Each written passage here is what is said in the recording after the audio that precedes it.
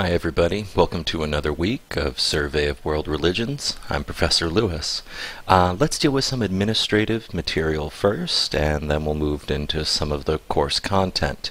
I'm pleased to say that at this point in the course, a number of you are finally finding traction, finally feeling that you understand what's due each week and what you're supposed to be checking in with.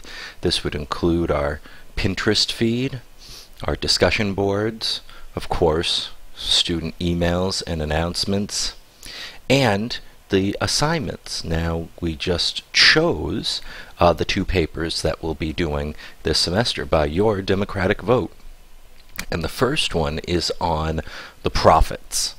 And I'm not talking profits like cash money, yo. I'm talking prophets like those who have received and related divine message or divine warning from a god or gods. Now, certain prophets have been put off limits to you, and those would be the Abrahamic forefathers, the Jewish forefathers, Abraham, Isaac, and Jacob, Jesus, Moses, Muhammad, and a few others that are listed on the assignment sheet. When selecting the figure you want to explore, keep two things in mind. The first is you need to make sure that the religion actually considers the individual a prophet, not just an important personage, not just a historical figure, but an actual prophet. The second thing you want to explore is how many different religions consider your person a prophet, because there is significant overlap and you'll be responsible for each religion that your selected individual is revered in. If I had one major piece of advice for this paper, it's not to lose sight of the fact. Take two, three, okay, good, go. Not to lose sight of the fact that what you're ultimately supposed to be communicating is how the religion would be different without this individual. Oftentimes I get papers that tell me so much of what the prophet did and said, where we can find it in the scripture, and why this stuff is so important, but they never go that final step, which is, okay, it's important, but if it weren't there, how would that change the religion?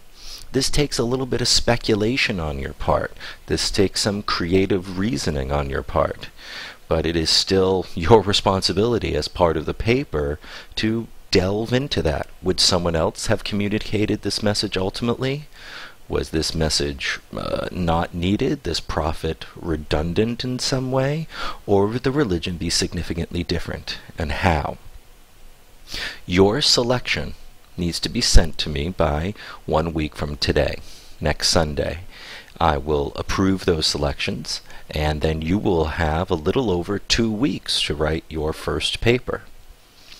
So that's the first administrative matter. The paper is now available, edited for you to look through and to think about.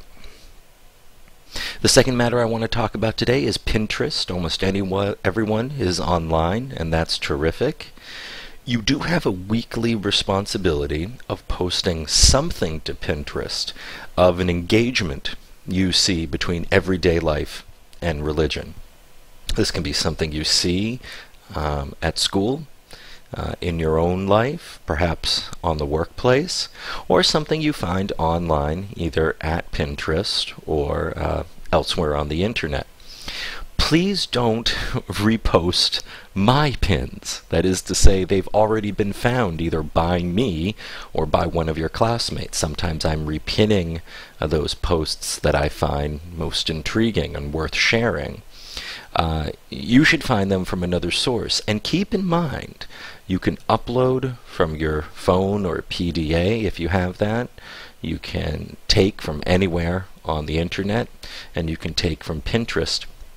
Even though these are photos that we're showing, you can show text, you can show writing, and you can even link to video, with sort of a screen capture being the first image, and then it links to video.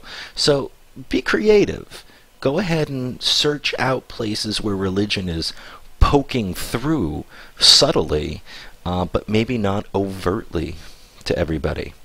So you have that responsibility at some point every week, and you can do it more than once. You're encouraged to do it more than once, but I wanted to tell you that the minimum is at least once weekly.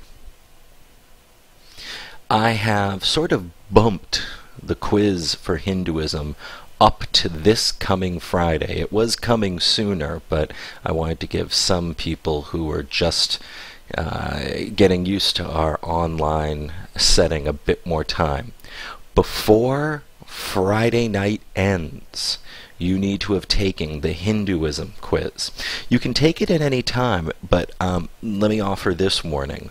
Please read the Bhagavad Gita online before you take this quiz. You are expected to read the 2 chapters by Robson, view these videos, and listen to the lectures. But you would be remiss not to read this essential piece of Hindu writing.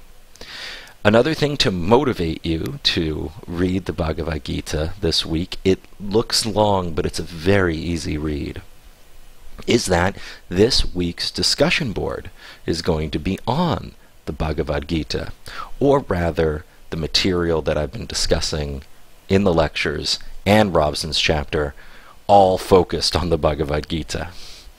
So please don't overlook that element.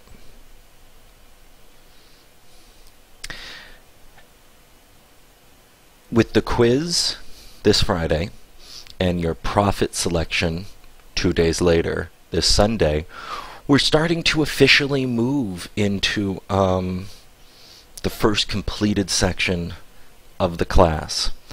I would be interested to hear from you how things are progressing. Now, I know this has a lot of reading, a lot of viewing and listening. That's probably not going to change. This is the required amount of work that comes with any course.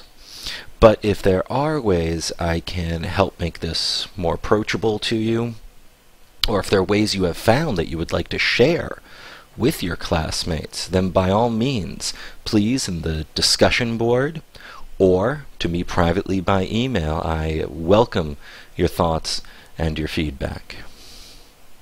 One last thing I'd like to say before I close the video today.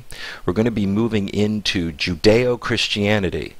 I recognize they're not the same religion, and I don't mean to insult either one by that term. But they do have such a shared history, such a shared origin point, that to deal with them separately often comes off as redundant. And while Islam will share that origin point as well, it is several centuries removed and holds a different place in our culture today. As we move into Judeo-Christianity, try not to lose the Hinduism material. Though there isn't a massive amount of interaction between Hinduism and early Judaism, even early Christianity, I think we're going to be able to track some themes and some ideas that are playing out in all of these human cultures, human religions. One last thing I'll advise is that the quiz questions as we go on can refer back to other religions. Aha! So we're not done with Hinduism for the rest of the semester. We're done taking in information on it, but we will continue to have it as part of our discussions and part of our graded quizzes. That's it for me this week. I hope to read all your postings, get all of your profit submissions, and I look forward to grading and checking and rechecking and regrading your quizzes as you complete them. Have a good week, everybody. Bye.